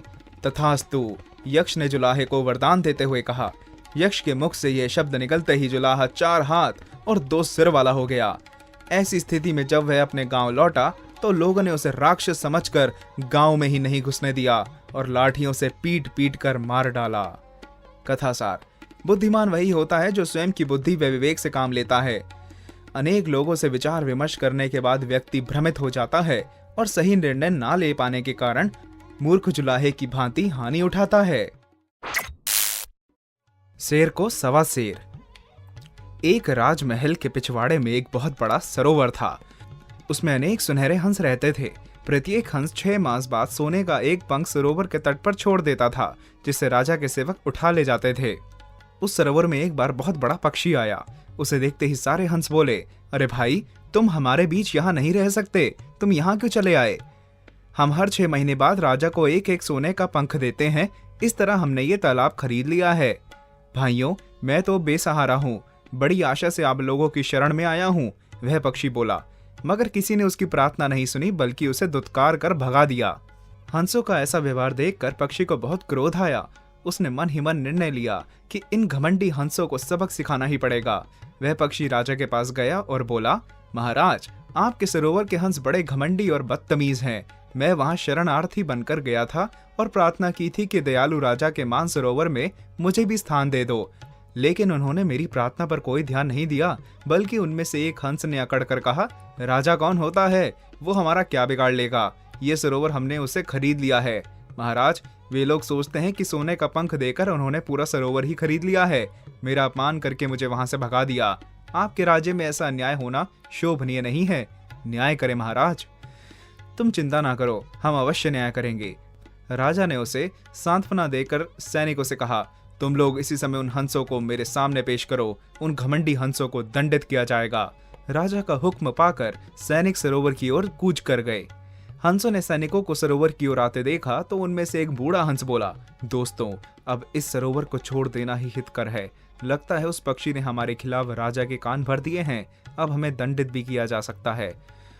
बूढ़े हंस की बात मानकर तुरंत सारे हंस वहां से उड़ गए। राजा ने नए पक्षी को तालाब में रहने की आज्ञा दे दी। कथासार। घमंडी का सर सदैव नीचा होता है। अहंकार के मद में चूर होकर किसी का अपमान करना ठीक नहीं। शरणागत तो अतिथि होता है, उसका सम्मान करना चाहिए। लेकिन हंसों ने तो सरोवर पर अपना अधिकार समझ लिया था। इसका खामियाजा उन्हें भुगतना पड़ा और उस स्थान को छोड़कर अन्यत्र शरण लेनी पड़ी। कुसंगति का फल। एक किसान के खेत में अनेक कौवे आते थे और उसकी फसल नष्ट कर उड़ जाते थे। यह उनके नित्य का सिलसिला था। इससे किसान बहुत दुखी था। उनके खेत में कई बार कपड़े व फूस के पुतले खड़े किए, लेकिन उन्होंने उन पुतलों को भी नष्ट कर डाला। जब किसान के सब्र का बांध टूट गया तो एक दिन उसने खेत में जाल बिछा दिया और उसके ऊपर अनाज के कुछ दाने बिखेर दिए। कौवों ने जब खेत में दाने देखे तो बिना आगे पीछे सोचे दाने चुगने के लिए नीचे उतरे और जाल में फंस गए। जाल में कौवों को फंसा देख किसान प्रसन्न होकर बोला, आज फंसे हो मेरे चंगुल में, अब मैं तुम में से एक को भी जीवित नहीं छोड़ने वाला। तभी किसान को एक करुण पुकार सुनाई दी तो वह आश्चर्य में पड़ गया। उसने बड़े गौर से जाल की ओर देखा तो पता चला कि कौवे के साथ साथ जाल में एक कबूतर भी फंसा पड़ा था। किसान कबूतर से बोला, अरे इन दुष्टों की टोली में तू कैसे शामिल हो गया? लेकिन अब तो मैं तुझे भी नहीं छोड़ूंगा, क्योंकि तू बुरे लोगों की संगति करता है। कुछ संगति का फल तो तुझे भोगना ही पड़ेगा। फिर किसान ने अपने शिकारी कुत्तों को संकेत किया। कुत्ते दौड़ते हुए आए और उन पक्षियों पर टूट पड़े। एक एक करके उन्होंने सबको मौत के घाट उतार दिया। कथासार। गेहूं के साथ घुन का पीसना लाजमी है। यही बेचारे कबूतर के साथ हुआ। कौवे तो रोज ही किसान की फसल नष्ट करते थे, परंतु उस दिन संयोगवश कबूतर भी लोभवश दाना चुगने आया और जाल में फंस गया। किसान ने यही समझा कि वह भी दुष्ट कौवों का साथी है। इस प्रकार कुसंगति का फल उसे मिल गया। अतः कुसंगति में कभी नहीं पड़ना चाहिए। प्रतिशोध की ज्वाला। रत्नापुरी के राजा चंद्रभान के बड़े पुत्र राजकुमार ने अपने मनोरंजन के लिए वानरों की टोली और पीछे राजकुमार ने भेड़ों का झुंड पाल रखा था। वानर तो राज उद्यान में पेड़ों के फल खाकर सुखी जीवन व्यतीत कर रहे थे, किंतु भेड़े प्रायः अवसर पाकर राजमहल के भोजनालय में घुस जाती और जो कुछ हाथ लगता खा जाती। भेड़ों से परेशान राजमहल के रसोइये जो भी बर्तन हाथ में आता उन पर फेंककर उन्हें बाहर भगा देते। एक दिन वानरों के मुखिया ने सोचा कि रसोइयों और भेड़ों का यह झगड़ा उनके विनाश का कारण भी बन सकता है। यदि किसी दिन यह भेड़े अन्न भंडार में घुस गई और रसोइयों ने उन पर जलती लकड़ी फेंक दी तो आग लग जाएगी। अन्न भंडार से लगी हुई घुड़साल है, आग वहां तक भी पहुंच सकती है और उस आग से घोड़े भी झुलस सकते हैं। यदि ऐसा हुआ तो राजवैद्य घोड़ों के घावों पर लगाने के लिए वानरों की चर्बी को सर्वोत्तम औषधि बताएगा। ऐसे में राज्य के घोड़ों की रक्षा के लिए वानरों का वध किया जा सकता है। यह सोचकर मुखिया ने वानरों की सभा बुलाकर उन्हें संभावित आपत्ति से अवगत कराया और राजमहल को छोड़ने का परामर्श दिया। इस पर वानरों ने कहा, वानर राज, आप सठिया गए हैं। बचपन में बच्चे और बुढ़ापे में बूढ़े ऐसे ही बेसिर पैर की बात किया करते हैं। हम लोग समझदार हैं, तुम्हारी तरह बूढ़े और नासमझ नहीं, जो राजमहल के उत्तम भोजन और सुखमय निवास को छोड़कर वन में भटकने के लिए चले जाएं। सब वानरों ने एकजुट होकर कहा। बूढ़े वानर ने उन्हें समझाने का हर संभव प्रयास किया, लेकिन किसी ने उनकी बात ना मानी। हार कर बूढ़ा वानर अकेला ही राजमहल छोड़कर वन में चला गया। शीघ्र ही वह दिन भी आ गया जिसकी कल्पना बूढ़े वानर ने की थी। भेड़े अवसर पाकर अन्न भंडार में जा घुसी और रसोइयों द्वारा उन पर फेंकी जलती लकड़ियों से अन्न भंडार धू धू कर जल उठा और वह आग घुड़साल तक भी जा पहुंची, जिससे काफी घोड़े झुलस गए। राजवैद्य को बुलाया गया और उन्होंने वानरों की चर्बी के प्रयोग को ही उपयुक्त बताया। राजवैद्य की सलाह पर राजा ने घोड़ों की रक्षा के लिए राजमहल के सभी वानरों का वध करवा डाला। राजमहल से वन में गए वृद्ध वानर ने जब अपने परिजनों के वध का समाचार सुना तो वह काफी दुखी हुआ और मन ही मन उसने राजा से बदला लेने का निश्चय कर लिया। एक दिन वह सरोवर में पानी पीने गया तो देखा कि कुछ जीवों के सरोवर में जाने के पद चिन्ह तो नजर आ रहे हैं, लेकिन बाहर निकलने के पद चिन्ह दिखाई नहीं दे रहे। यह देखकर वानर सोचने लगा कि हो ना हो इस सरोवर में जरूर कोई खतरनाक जीव जा छुपा है, इसलिए सरोवर में अंदर घुसना मौत को दावत देने के समान है। यह सोचकर वानर बाहर बैठकर ही पानी पीने लगा। तभी एक भयानक राक्षस सरोवर में से बाहर निकला और बोला, वानर राज, तुम काफी चतुर दिखाई पड़ते हो। केवल 5 चिन्हों से ही तुमने खतरे का अनुमान लगा लिया। तुम्हारी चतुराई से प्रसन्न होकर मैं तुम्हें यह रत्न जड़ित माला देता हूँ, इसे स्वीकार करो। राक्षस राज, तुम जल में छिपकर क्यों बैठे हो? वृद्ध वानर ने राक्षस से पूछा। क्योंकि मैं जल में घुसने वाले लाखों प्राणियों को एक साथ खा सकता हूँ, लेकिन जल के बाहर खड़ी चींटी को भी नुकसान नहीं पहुंचा सकता, इसलिए पानी में छुपकर शिकार करता हूँ, राक्षस ने कहा। जल राक्षस की बात सुनकर वानर को राजा से प्रतिशोध लेने का तरीका सूझ गया और वह रत्न जड़ित माला लिए राजा के पास गया और बोला, महाराज, ऐसी असंख्य मालाएं वन के सरोवर में छिपी हैं, लेकिन क्या वानर राज? राजा ने उसे खामोश होते देखकर पूछा। लेकिन यह माला केवल राजकुल के सदस्यों को ही मिल सकती है, वानर ने कहा। वानर की बात सुनकर सर्वसंपन्न और धनवान राजा की बुद्धि भी भ्रमित हो गई और वह ज्यादा से ज्यादा मालाओं पर अधिकार करने की इच्छा से अपने परिवार के सभी छोटे बड़े, स्त्री पुरुष और बच्चों को साथ लेकर वानर के पीछे पीछे चल दिया। वानर उस सरोवर के पास आकर रुक गया और राजा से बोला, राजन, यही वह सरोवर है जिसमें मालाएं छिपी हुई हैं। यह सुनते ही राजा ने अपने पूरे परिवार सहित उस सरोवर में प्रवेश किया। उनके जल में जाते ही जल राक्षस ने उन्हें अपना ग्रास बना लिया। कथासार, लालच व्यक्ति का विवेक छीन लेता है। ऐसा व्यक्ति आंखें होते हुए भी नेत्रहीनों के समान होता है। धन संपन्न वैभवशाली राजा भी लालच के वशीभूत होकर जल राक्षस का आहार बन गया। ऐसी चतुराई किस काम की? नमक के एक व्यापारी के पास एक गधा था। वह नित्य ही प्रातः काल उस पर नमक की बोरियां लाद कर निकटवर्ती कस्बों में बेचने निकल जाया करता था। वहां तक जाने के लिए उसे कई छोटी मोटी नदियां और नाले पार करने पड़ते थे। एक दिन नदी पार करते समय गधा अचानक पुल से फिसलकर नदी में जा गिरा। फलतः उसकी पीठ पर लदा सारा नमक पानी में घुल गया। व्यवसायी ने किसी तरह गधे को बाहर निकाला और देखा कि कहीं उसे चोट तो नहीं लगी। गधा तो भला चंगा था, लेकिन नमक पानी में घुल जाने की वजह से गधे का बोझ काफी हल्का हो गया था। उससे वह बहुत खुश हुआ। नमक का व्यवसायी गधे को लेकर घर लौट चला। क्योंकि नमक तो पानी में घुल चुका था, वह आगे जाकर करता भी क्या। उस दिन गधे ने खूब आराम किया। उसने सोचा, अब तो रोज ही ऐसा किया करूंगा। दूसरे दिन वह व्यवसायी पुनः गधे पर नमक की बोरियां लाद कर बेचने निकला। उस दिन भी गधा जानबूझकर नदी पार करते समय पानी में गिर पड़ा। इस तरह फिर उसका बोझ हल्का हो गया।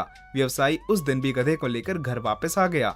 व्यवसायी ने स्पष्ट देख लिया था कि गधा जानबूझकर पानी में गिरा था। उसे गधे पर बहुत क्रोध आया। इधर गधा अपनी कामयाबी पर बहुत खुश था। 2-1 दिन और उसने ऐसा ही किया। अब व्यवसायी ने उसे सबक सिखाने की सोची। एक दिन व्यवसायी ने गधे की पीठ पर नमक के बजाय रुई के गट्ठर लाद दिए। गधा बहुत खुश था। उसने सोचा कि आज तो बोझ वैसे ही बहुत कम है, यदि मैं पानी में गिरने का नाटक करूंगा तो बोझ और भी हल्का हो जाएगा। ऐसा सोचकर वह खुशी खुशी चल दिया। नदी आते ही वह पानी में गिर गया, लेकिन इस बार व्यवसायी ने उसे पानी से बाहर निकाला ही नहीं। परिणाम यह हुआ कि रुई के गट्ठर पानी में भीगकर काफी भारी हो गए। गधे को पानी से बाहर निकालने के लिए बहुत मेहनत करनी पड़ी। बोझ के कारण उससे चला भी नहीं जा रहा था। व्यवसायी तो पहले ही उससे भुना बैठा था, क्योंकि उसने उसका काफी नमक पानी में बहा दिया था। जब गधा चल नहीं पाया तो उसने डंडे से उसकी जमकर पिटाई की। उस दिन के बाद से गधे ने जानबूझकर पानी में गिरने की आदत छोड़ दी।